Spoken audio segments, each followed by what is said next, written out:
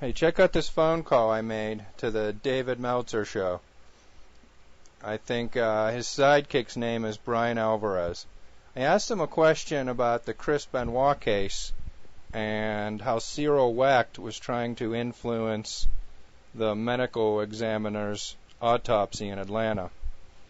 And listen to all these straw man arguments they come up with. They use like 4 different ones. They start mentioning conspiracy theories and something about Kevin Sullivan killing Chris Benoit. None of these things I mentioned. They ignore my question, and they bring all these things up. Then they start to degrade me and say I'm probably a troll, and then they appeal to emotion and say, just by asking this question, I'm hurting the Benoit family, and trying to guilt me into not asking any more questions.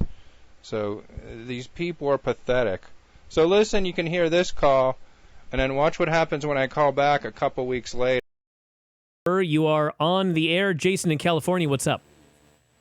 Hey, what's up?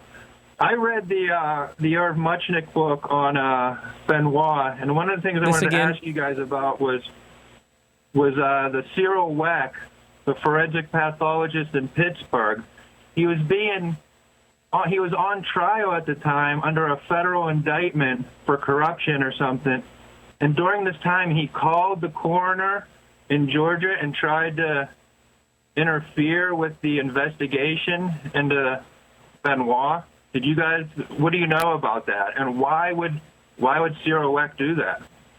I don't know. I want to thank you very much for the call. I don't know a lot about it. I knew Chris Benoit. I followed the story very, very closely.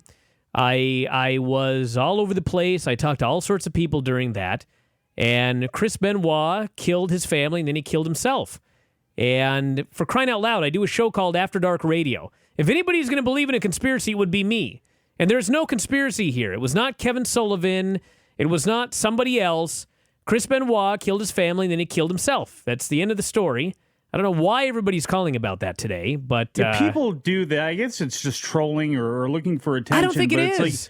If it's not, I mean, people flip out and lose their minds and kill people and their families, and murder-suicides happen all over the world, much less in the United States. It happens all of the time, and it goes, look what Ray Caruth killed his girlfriend, NFL. I mean, it goes across everything. So if these are not real, I mean, I just wonder the reality that people live in, where just because it happened with a professional wrestler, it happens all of the time. People lose their minds, and this type of thing happens. It's terrible that it happens, but it happens. Why there's a conspiracy attached to this that's not trolling is I'll tell troubling. you why. It's because he was a great wrestler. And there are people that cannot believe that the great wrestler Chris Benoit lost his mind at the end and killed his family.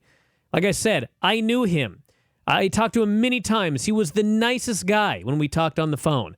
I was one of those guys who couldn't believe he did it either, but guess what? He did.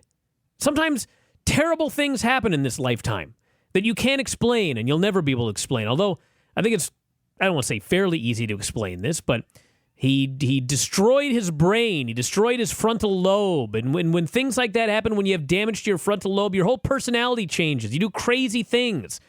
I mean, really, it shouldn't even be that much of a mystery. A horrible thing happened because of damage that he caused to himself. And he did a terrible thing, and that's just the end of the story. There's no conspiracy, nothing. That's just what happened. I don't know why people go keep nuts, about and frankly, it's unfair. I'm going to go nuts here. I say it's unfair to everybody's families, and when they bring up to Kevin Sullivan, it's none of these people deserve this anymore of just dragging this out. So just stop. Let's go to the phones. Figure 4 line. You're on the air. Who is this, and where are you calling from?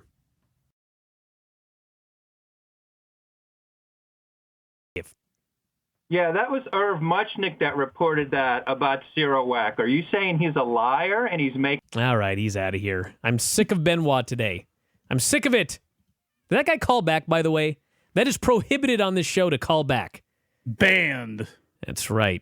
Banished. To make you feel a little bit better, though, in a text, and I'll tweet it out as well, too, the the Chelsea Chris Wolf match from the Cinderella tournament that was taking place in Stardom, which features how they are going to feature one Chelsea Diamond, granddaughter of Jumpin' Jim Brunzell. By the way, what does anything have to do with whether I think that Irv Mushnick was lying about that? Irv Mushnick did not say that someone else killed Chris Benoit. He made a comment about somebody else. I don't know if it's true or not. If it is true, it still has nothing to do with whether Chris Benoit killed his family. Exactly. To the phones, you're on the air. Who is this and where are you calling from? Yeah, that was Irv Muchnick that reported that about Cyril Wack. Are you saying he's a liar and he's making up conspiracies? Are you saying that didn't happen? Why are you afraid to talk about these little details? You coward. Look, he hung up on me. Let's go to the west of the Rockies line. You are on the air. Who is this and where are you calling from? Hi, this is Dave. Yes, Dave. Yeah, I had a real question. I know you guys probably don't like those. But why did the WWE... real questions. What does that mean, your real question? Well, we'll wait and see. Why did the WWE try to put out that fake Fragile X story? Oh, not you again. See? Cowards.